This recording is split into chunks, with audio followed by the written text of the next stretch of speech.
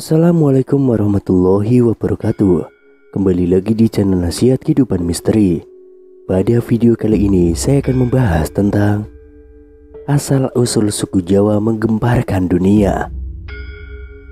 Suku Jawa menjadi salah satu suku terbesar di Indonesia dengan jumlah sekitar 95,2 juta lebih atau 45% dari populasi manusia yang ada di Nusantara.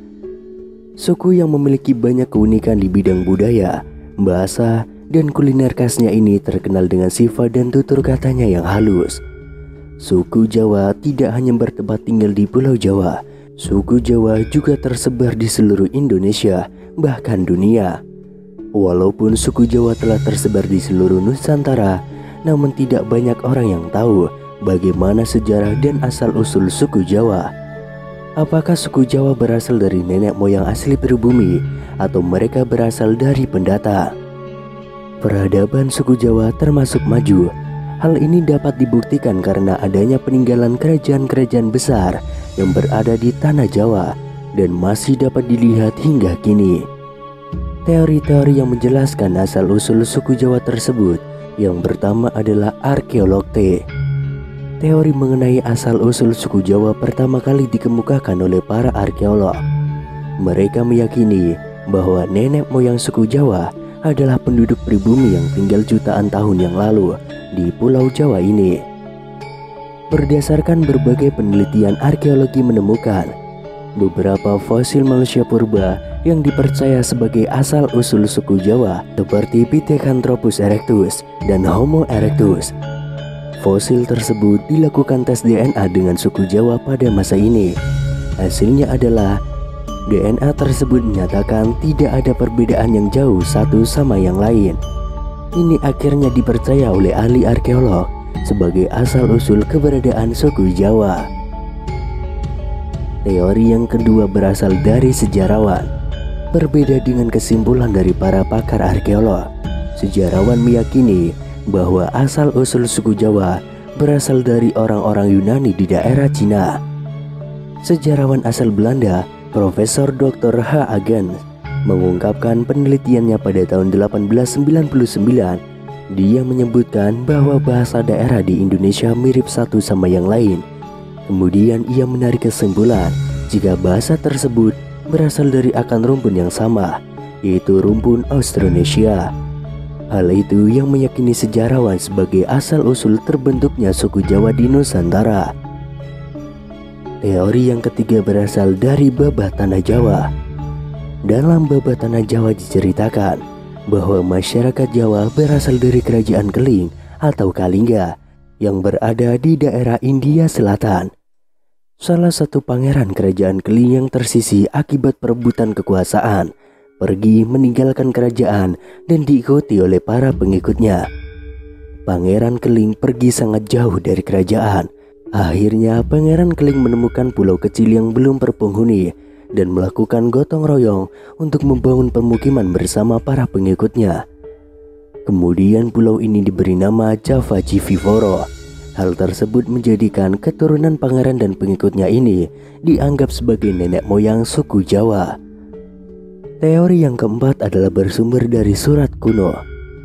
Surat kuno Keraton Malang. Surat ini bercerita mengenai asal-usul penduduk Jawa yang berasal dari kerajaan Turki pada tahun 450 sebelum Masehi. Raja Turki mengirimkan rakyatnya untuk mengembara dan membangun daerah kekuasaan mereka yang belum berpenghuni. Akhirnya mereka menemukan tanah yang subur dan memiliki aneka bahan pangan. Semakin lama semakin banyak migrasi yang datang ke pulau ini, dan akhirnya pulau ini pun diberi nama Tanah Jawi karena terdapat banyak tanaman Jawi. Kemudian yang kelima, tulisan kuno India. Asal-usul suku Jawa kali ini menyebutkan bahwa pada zaman dahulu beberapa pulau di Kepulauan Nusantara menyatu dengan dataran Asia dan Australia hingga terjadi musibah yang menyebabkan meningkatnya permukaan air laut yang merendam beberapa daratan dan memisahkan pulau-pulau tersebut dari daratan dan memunculkan pulau-pulau baru seperti Pulau Jawa. Menurut tulisan kuno India ini, Haji Saka menjadi orang yang pertama kali menemukan dan menginjakan kakinya di tanah Jawa. Sehingga Aji Saka beserta para pengawal juga pengikutnya dianggap sebagai nenek moyang suku Jawa. Selain sejarah, ada pula kebudayaan yang terdapat pada suku Jawa yang dipercaya peninggalan dari nenek moyang zaman dahulu, antara lain wayang kulit. Wayang kulit sudah menjadi ikon suku Jawa. Pertunjukan wayang kulit dilakukan semalaman suntuk. Wayang kulit juga dimainkan dengan cerita khas suku Jawa seperti Mahabharata atau Ramayana. Sebagai pelengkap pertunjukan wayang kulit dimainkan oleh seorang dalang dan diiringi dengan musik gamelan khas Jawa serta nyanyian dari sinden, ditambah dengan rambu sorot wayang kulit yang dipercaya sebagai ciptaan dan disebarluaskan oleh Wali Songo. Wali Songo sendiri adalah tokoh ulama yang menyebarkan Islam di Pulau Jawa. Wali Songo memerlukan media dakwah yang dapat menjangkau seluruh kalangan Jawa. Kemudian senjata tradisional. Suku Jawa dikenal dengan senjatanya yang memiliki berbagai makna dan bentuk yang unik. Salah satunya adalah senjata yaitu keris. Keris merupakan alat pusaka yang sangat penting yang juga dipercaya memiliki kesaktian. Keris dibuat oleh para empuh yang ditempa seperti diberi mantra-mantra atau doa-doa. Salah satu keris yang melegenda ialah keris Empu Gading dalam cerita Ken Arok, karena mampu menjadikannya sebagai penguasa kerajaan Singosari. Kemudian ada juga tarian tradisional. Beberapa tarian Jawa yang cukup populer hingga saat ini seperti Sintren Bedoyo, Kuda Lumping, dan Reog memiliki gerakan yang beraneka ragam, mulai dari yang lemah gemulai hingga cepat. Tarian tersebut biasa dimainkan saat ada upacara adat atau kegiatan lain seperti penyambutan tamu. Kemudian ada juga alat musik tradisional. Alat musik tradisional suku Jawa adalah gamelan. Semua musik Jawa, bahkan dari bunyi-bunyi yang dihasilkan dari gamelan, merupakan gabungan dari beberapa alat musik seperti kendang gong, kenong, bonang, kempul, gampang, selentrem, dan lain sebagainya. Gamelan digunakan oleh Wali Songo pada zaman dahulu untuk menyebarkan agama Islam. Suku Jawa juga memiliki aksara Jawa atau bahasa Jawa.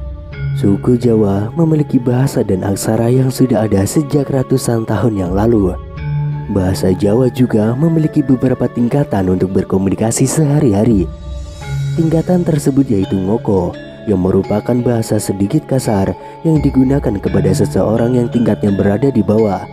Kemudian kromo modyo, yaitu bahasa Jawa yang digunakan kepada orang-orang sederajat. Dan kromo inggil, yaitu bahasa yang digunakan kepada orang-orang yang lebih tua atau dihormati.